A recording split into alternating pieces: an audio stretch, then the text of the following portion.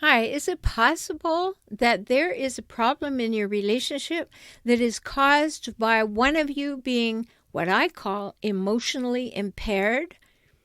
That means something has happened, a skill has not been learned, an event has happened that's made you maybe shy or lacking in the ability to communicate. Something has happened that has shut you down or cut you down, and therefore at this moment in time you are behaving as though you are emotionally impaired, or your partner is, or your parent is, or your sibling is, or your boss or something. It's something so important to understand. So that's today's episode. Listen in. Welcome to Save Your Sanity, help for handling hijackals, those difficult, toxic, and often disturbing people in your life. I'm Dr. Rhoberta Shaler, the Relationship Help Doctor, and I'm here for you. You'll get the insights, skills, strategies, and support to stop tolerating verbal and emotional abuse, whether it's happening now or it happened to you in the past, maybe by a parent, partner, ex, relative, or even a coworker. Time to take life back, to recover and to rediscover you, your values, dreams, desires, and realize them in healthy ways in healthy relationships. I'm so glad you're here. Hello, today we're going to talk about something that most people don't talk about when they're talking about adults. It's very common to talk about emotional impairment in children, particularly young children, while they're still formulating, while we're looking at things rather than diagnosing them. But it really is something that we need to understand also happens in adults. Because it happened in childhood, it can happen that continues into adulthood, or it can be that something happened that impaired someone emotionally.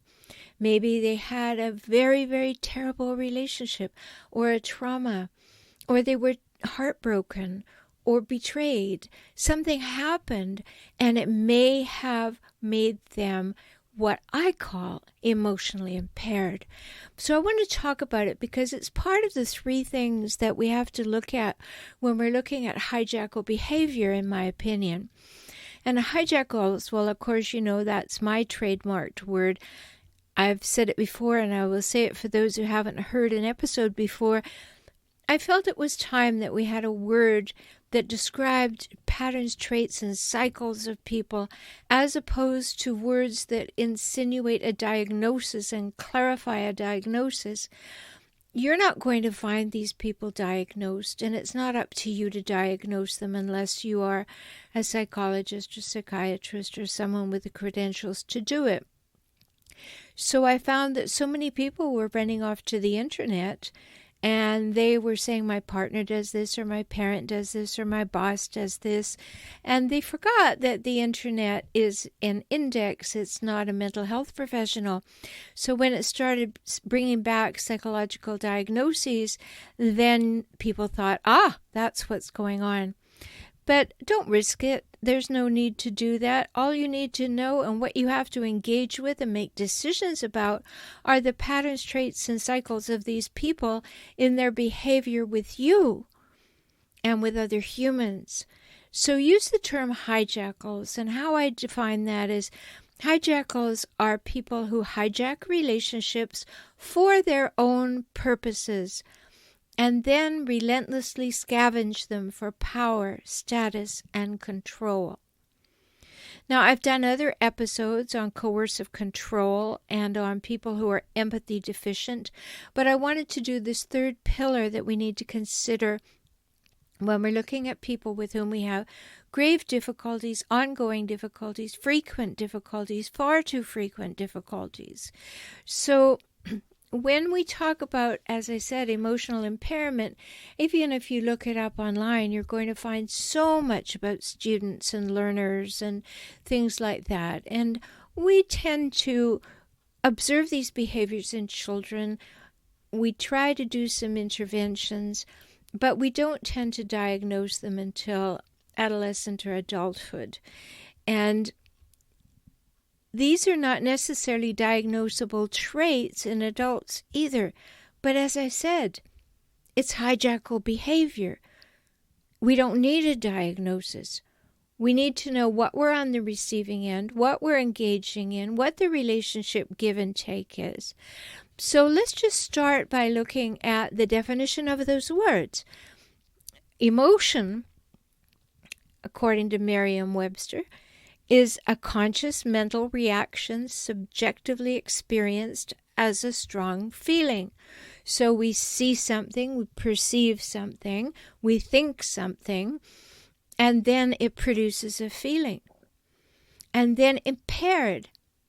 It means being in an imperfect or weakened state or condition, such as diminished in function or ability. So there are people who are emotionally impaired. And these people are many times choosing how they behave. But as I've said in other episodes, and you need to listen to many in order to understand this fully, because I can't say everything in one, obviously, but there are people who are hijackals who are actively choosing to behave in ways that are divisive, demeaning, degrading, isolating, intimidating, all of those things. And we know that they're doing them. You know, one of the episodes that you want to listen to are hijackals nasty on purpose. Well, the answer is yes, in the sense that they can be nasty at home and really charming and manipulative and seductive in the workplace or at church or in the community. So they know where to choose what they can get away with or hope they can get away with, or they know how to choose appropriate behaviors. They know how to mimic appropriate behaviors. Many of them can even mimic empathy when required. So there's a whole lot here, but I'm breaking this down just to talk about some things that may not add up to being a hijackal, but they're signs of being emotionally impaired. So, because I've already done an episode on hijackals being empathy deficient, clearly empathy deficient and hijackals go together. But emotionally impaired, maybe yes, maybe no. So let's just think about a few of these things together.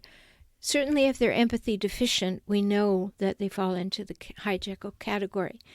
But, you know, some people are tremendously competitive, as though their life actually depends on their winning. Now, yes, hijackals need to win in all situations, but there are some other perfectly healthy people who have to be super competitive. And in that way, there's an emotional impairment. There's a weakened state that I am not okay unless I am the winner, and I have to compete with you. I'm just going to give you lots of examples today just to stimulate your thinking. Now, maybe a person who's closed off, who for some reason is shut down, and they won't look at what they feel. They go into denial. There's an example of an emotional impairment. They're not fully having a look at all that is present in their life. And yes, there are some times when we do that because it's just too painful to feel, but over time you let those feelings out and you examine them and you deal with them. But if you shut them off and you shut them down all the time, it will lead to emotional impairment. Maybe somebody absolutely will not be vulnerable. They don't feel safe in any way to be vulnerable. And that causes them not to be able to enter into an emotionally intimate relationship. It prevents that emotional intimacy that you want. And in that way, they can be said to be emotionally impaired. Now, how about the folks who don't communicate? They honestly believe that somehow everyone is a mind reader And sometimes they even expect you to figure out what they're thinking. But they don't communicate. They won't communicate. They won't enter into it. It's almost as though they're afraid to say what they need or want. They're afraid to hear what you need or want. Now, if they're totally not interested in you, that's empathy deficient. But if they're just kind of afraid to actually communicate, afraid you won't like them, afraid you'll be angry, well, that's something you have to look at if people are afraid that you'll get angry. But within someone, if they're afraid to say what they think, or they're afraid to ask for what they need or want, and you notice that, that may be a sign of an emotional impairment. Or how about the person who's super sensitive? They have a feeling that everything that's said is a personal attack. Or a person who takes everything the wrong way. Or someone that you barely say something to, and yet they're so afraid, they're so super sensitive, that they're almost in tears, and you may just be talking about the weather report. That's a form of emotional impairment. Now, this whole thing about the silent treatment, I've done an episode about it. The silent treatment is a power trip. Now, sometimes people fall silent because they know that they don't know what to say. They know that nothing they say will be okay. So sometimes people don't risk communicating because their experience of the relationship is that it won't go well. But on the other hand, hijackals love the silent treatment because they think it means they have power over you and that you will, in fact, end up begging them to talk to you, or you will end up apologizing for things you didn't do just in order to stop the silent treatment. But that whole silent treatment business is very suspect. It's something that really has to be looked at in depth. It has very little good to it. No, yes, occasionally on my membership site, if you need more information about this, you're certainly welcome to go to transformingrelationship.com and click on circles. Those are my membership levels. But in the membership site, people will ask questions about this whole silent treatment business, and we talk about it from both sides. Very important to realize that this tool of falling silent, sometimes if you're with a hijackal and they fall silent to try and give you some feeling of you're not worth talking to, or I'm just going to shut you out and show you how unimportant you are, I often end up telling members and people in my groups that take it as a holiday. Rejoice. If they're not talking to you, at least they're not putting you down or wearing you down or tearing you down. Just take it as a breathing space. But we're not just talking about hijackals here. And for people who are emotionally impaired and are a little bit afraid of communicating, they may use the silent treatment. And it may be their fear of communication. It may be their fear, maybe from some other relationship. They learned that they can't say what they need and want or ask for what they need and want, and so they fall silent, and they hope you'll figure it out. But you have to think about it because there are various sides to the silent treatment or to the falling silent behavior. Very important because it can signal emotional impairment. Now, on the other side, emotional impairment is being very, very quick to get angry. You know, if you are one of those people who takes everything very personally, you may be very passive and be very hurt, or you may be very angry and you may get angry very quickly.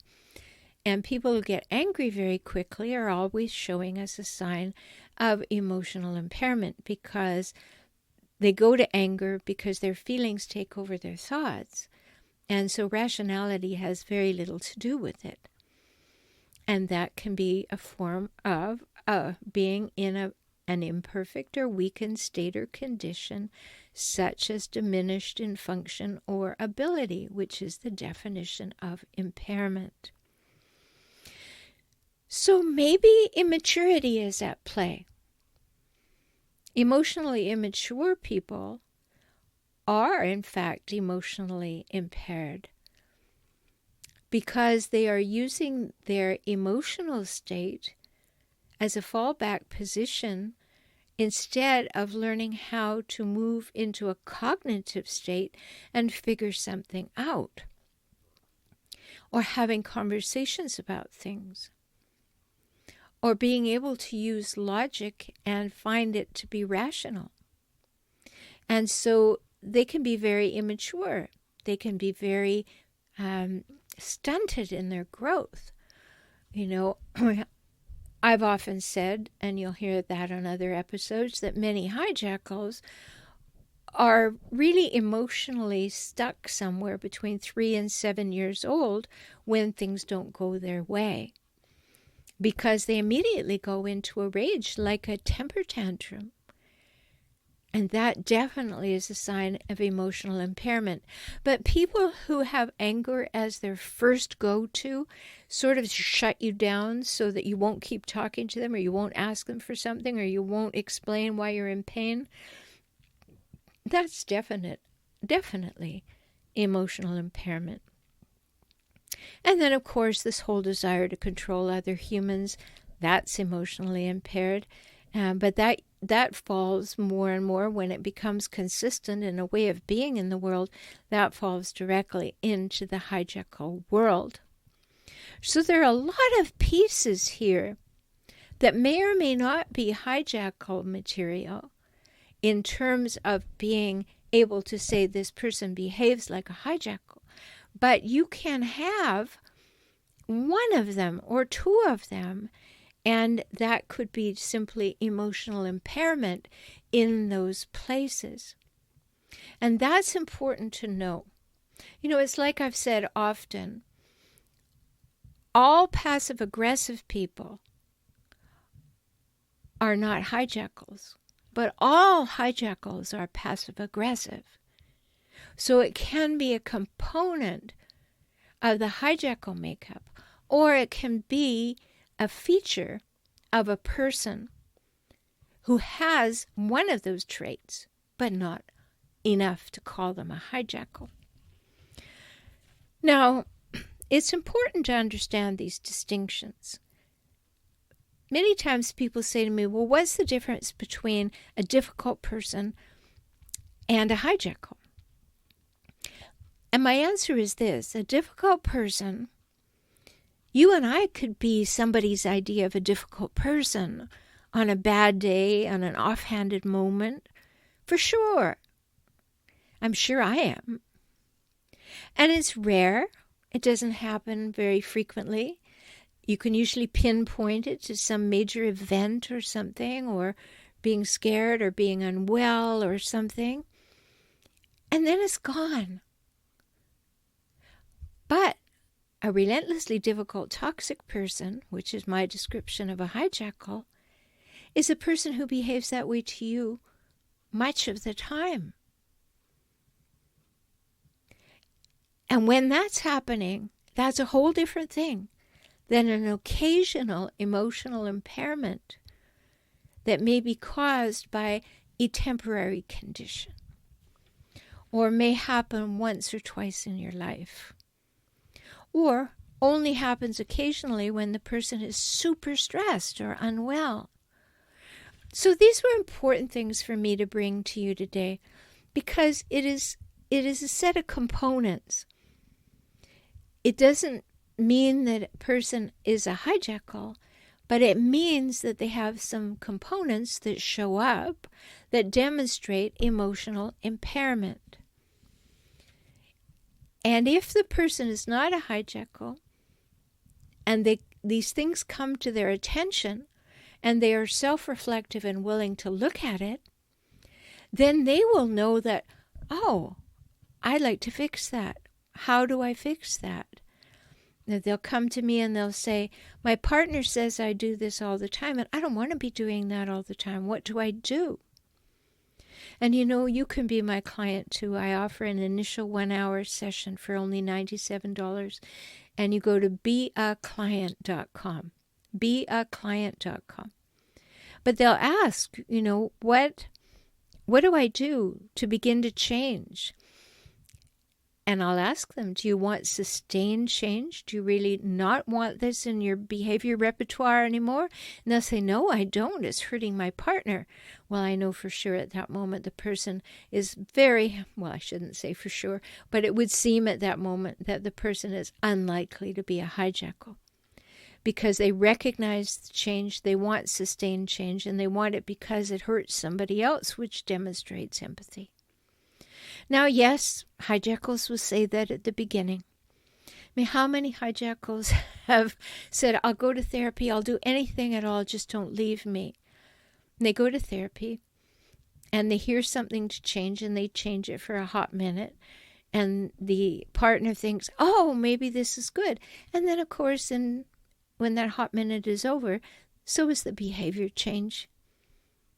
But then there are many, many people who, when they're doing something and they don't realize they're doing it, or they don't realize that their past hurts or pains or experiences have caused them to do something that is annoying or it is detrimental to the relationship, and they go, oh, no, I don't want to be doing that.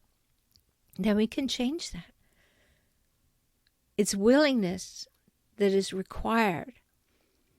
Everyone has the ability, but it is the willingness that makes all the difference. So I hope this is helping you. As I've said, there's help for you in my membership site. Go to transformingrelationship.com and click on the circles button. There are 3 different levels of membership there. If you want to talk to me about whatever's going on for you, and you want to know if we're a good fit or if something can be resolved, use that initial 1-hour full session. beaclient.com.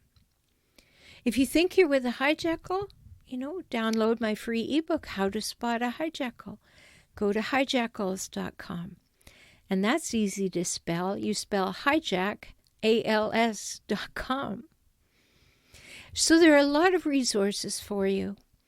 But as I'm putting together this whole new concept of the ingredients of hijackals and what is and what's not hijackal, and there are many episodes already that help you understand that. But I just wanted to put this piece in because I haven't talked about it before. And it's important to know if your partner, a parent, or a sibling, or a co-worker, or a boss, or whomever it is in your life or community or church, if they are a hijackal, or if they simply have some level of emotional impairment that is not detrimental all the time. And that's really important. So I hope this has helped you have a look. And, I'm always, every Monday evening at 6 p.m. Pacific time, I do my live stream event. You're welcome to join in. When you join in, you can engage in the chat, talk about the topic, and ask your questions. So go to my YouTube channel, For Relationship Help, FOR Relationship HELP, and subscribe and hit the little button, and you will get a notification when I'm live and also when I add a video. So a ton of stuff for you. I really want to help you see these distinctions, and I want to help you have a very healthy, interactive life with other humans and within yourself. And understanding what emotional impairment is, maybe you're reflecting on yourself with today's episode. Maybe you're saying, oh, that's what's up for me. Those things happen. Well, let's talk. beaclient.com. That would be very wise of you if you thought, what if you're afraid to speak up? And so other people accuse you of the silent treatment, but that's not really what you're doing. You're really afraid to speak up. Let's handle that. Let's take care of that. Let's find out why that is, and let's change that. I want to help you. I'm here to help you, and I'm doing everything I can to make sure you have all the information you can get. You can listen to my other podcast, Transforming Relationship with Emotional Savvy, too. Go to Transforming Relationship with Emotional Savvy, wherever you like to get podcasts, or go to emotionalsavvy.com and listen to it there. I hope you treat yourself extremely well because you matter, and I hope you treat yourself as though you do. I look forward to talking with you again really soon. I'm so glad you spent this time with me today. I hope you heard something that touched your heart and empowered you to move forward. You can have the life and relationships that you most want, and that begins with you, within you, today. I'm always here for you. Life can get better, and you heard that from me, the Relationship Help Doctor. I'm Rhoberta Shaler, and I work with clients throughout the world through video conferencing. We can talk. So learn more at forrelationshiphelp.com, forrelationshiphelp.com, or visit me on YouTube at For Relationship Help. Join me for next week's show.